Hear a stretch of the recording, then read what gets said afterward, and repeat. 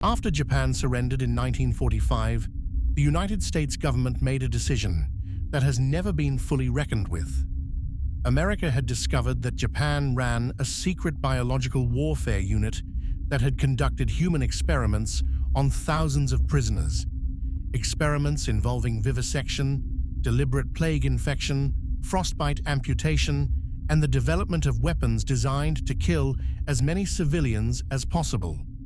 The decision was not to prosecute. The decision was to buy the data. Every scientist who ran Unit 731 received full immunity from war crimes prosecution. In exchange, the United States received the research. This was never made public, and the men responsible died free. Unit 731 was a covert biological and chemical warfare research unit of the Imperial Japanese Army operating from 1937 to 1945 in Harbin, Manchuria, what is now northeastern China. It was established and commanded by General Shiro Ishii, a physician who had become convinced that biological weapons were the future of warfare and that human subjects provided research that animal testing could not replicate. The complex covered 6 square kilometers and at its peak employed over 3,000 personnel, doctors, scientists, military officers, and support staff. It was disguised to the outside world as a water purification unit. The experiments conducted at Unit 731 were not the fringe activities of a few rogue scientists. They were organized, documented, and directly supervised by senior military and medical personnel. Prisoners, referred to in unit documents as maruta, the Japanese word for logs, were deliberately infected with plague, cholera, typhoid, and anthrax to study disease progression in living subjects. Vivisections were performed without anesthesia to examine organs while still functioning. Prisoners were subjected to extreme cold until limbs froze solid. Then the limbs were thawed and refrozen to study tissue damage. Subjects were placed in pressure chambers until their eyes ruptured. Centrifuge experiments were conducted to determine how much rotational force the human body could survive. Unit records indicate that no subject who entered the facility as a test subject left alive. Estimates of the total number of people killed at Unit 731 and its affiliated stations range from 3,000 to over 200,000, depending on the source and the scope of what is counted. The primary victims were Chinese civilians and prisoners of war, farmers, intellectuals, laborers, and soldiers captured during Japan's occupation of Manchuria and northern China. Soviet and Korean prisoners were also used. The victims were given no names in the unit's records, only numbers. Their families received no notification. In many cases, their bodies were cremated on site to destroy evidence. For decades after the war, the Chinese government struggled to get Japan to officially acknowledge what had occurred on its soil.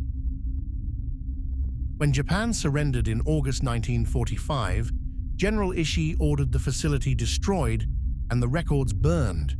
Personnel were instructed to deny the unit's existence and threaten the families of anyone who spoke publicly. Ishii himself distributed cyanide capsules to key staff, instructing them to use them rather than be captured. Most did not. American forces arrived to find a partially demolished facility and survivors who had scattered across Japan. Within weeks, U.S. Army intelligence officers had located Ishii and dozens of his senior staff. They were not arrested. What followed was a negotiation.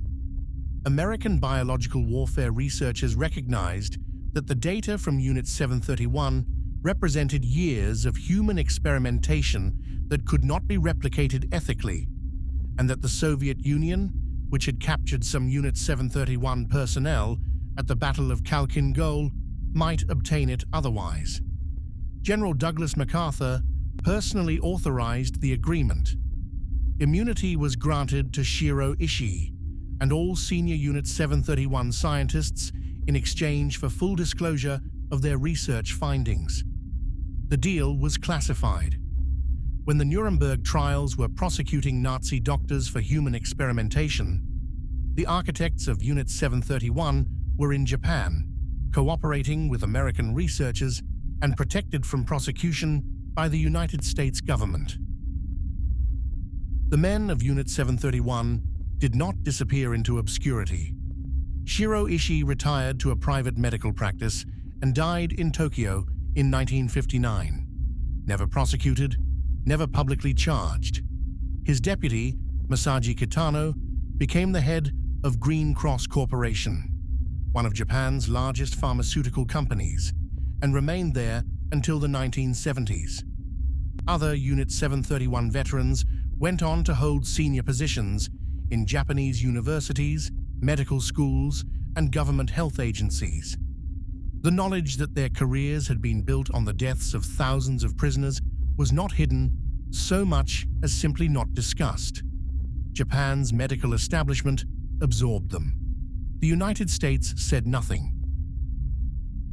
The Nuremberg Code, the international standard for human experimentation, was created directly in response to Nazi medical crimes at the same moment America was granting immunity to men who had done the same thing on a larger scale.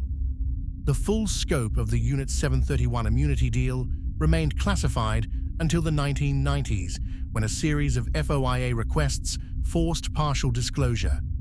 Japan did not officially acknowledge Unit 731's activities until 1997. No criminal prosecution has ever been brought against any Unit 731 personnel by any government.